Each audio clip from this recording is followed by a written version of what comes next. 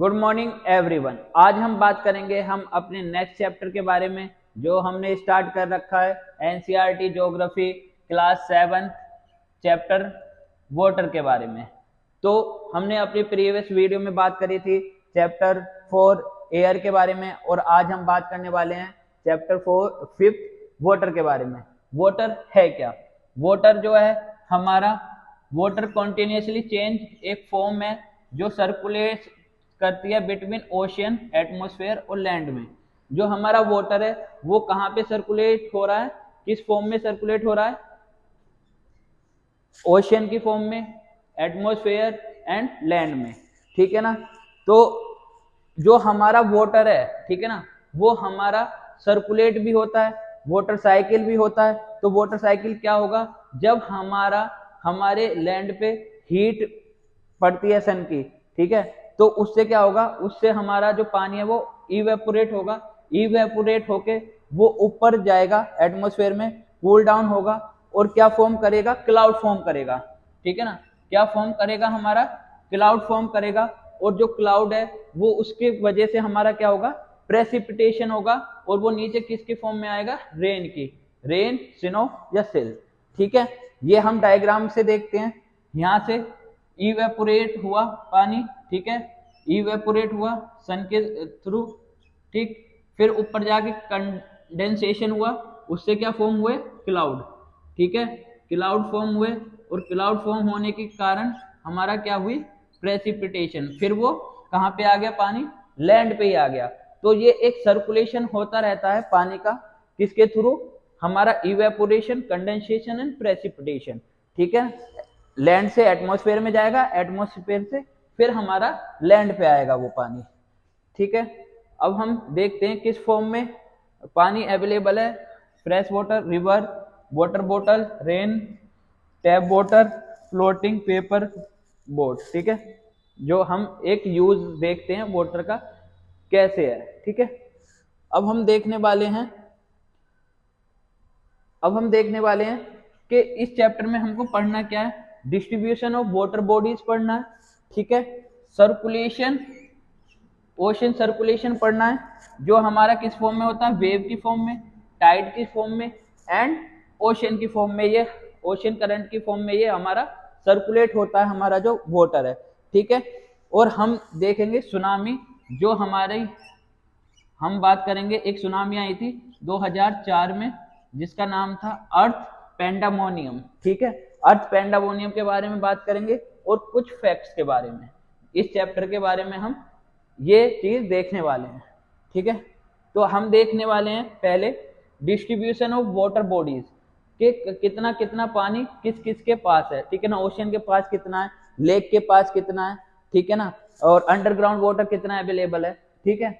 But उससे पहले हम देखेंगे वाटर की जो स्कैरसिटी है उसका मतलब क्या होता है? जब हमारे शॉर्टेज हो जाए पानी की, मतलब किस पानी की बात करें हम? एक सलाइन वाटर है जो हमारा ओशियन में प्रेजेंट है और दूसरा हमारा है फ्रेश वाटर।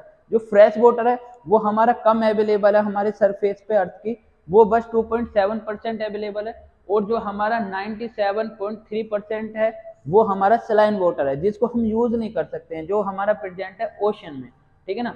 वैसे पानी जो हमारा बहुत तादाद में है अर्थ पे, बट जो यूजेबल है, जो फ्रेश वाटर है, उसकी जो क्वांटिटी है बहुत कम है, ठीक है ना। फ्रेश वाटर की क्वांटिटी कम है, इसलिए हम बोलते हैं कि स्कैरसिटी नहीं करनी चाहिए, वेस्टेज नहीं करना चाहिए पानी का, क्योंकि हमको सेव वाटर सेव लाइफ, ठीक है।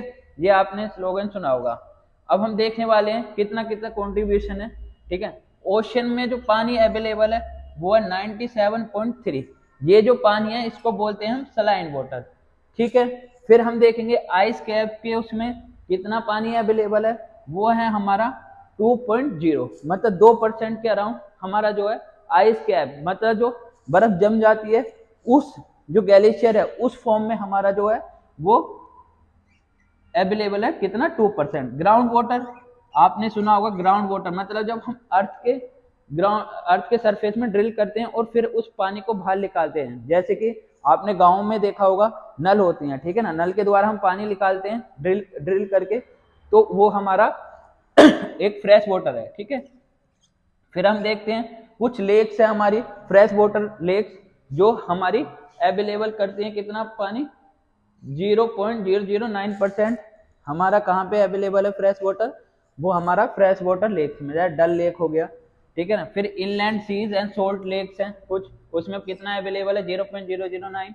एटमोसफेयर में मतलब कि हमारा जो लैंड पे तो अवेलेबल है ही पानी, जो हमारा क्लाउड की फॉर्म में है सॉरी, जो हमारी क्लाउड की फॉर्म में है, वहां पे कितना पानी अवेलेबल है, ठीक है ना, वो हमारा अवेलेबल है 0.0019, ठीक है ना, परसेंट हमारा अवेलेबल है किसकी फॉर्म में, एटमोसफेयर की फॉर्म में।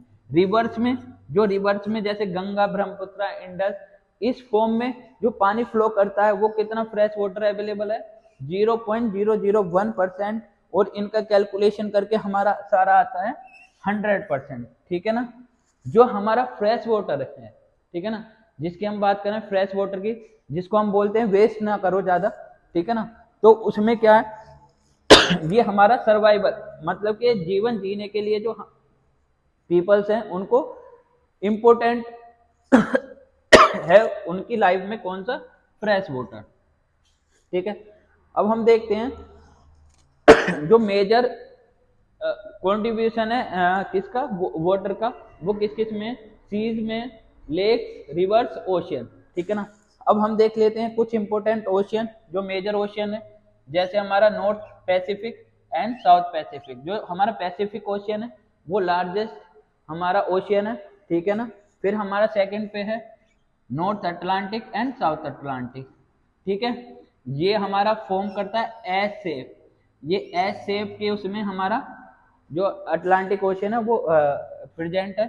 फिर एक आता है इंडियन ओशियन, जो हमारा इंडियन ओशियन है वो हमारा एक इकलौता ओशियन है जो किसी कंट्री के नाम पे है, और वो है हमारी कंट्री भारत, जिसको हम इंडिया बोलते हैं, ठीक है।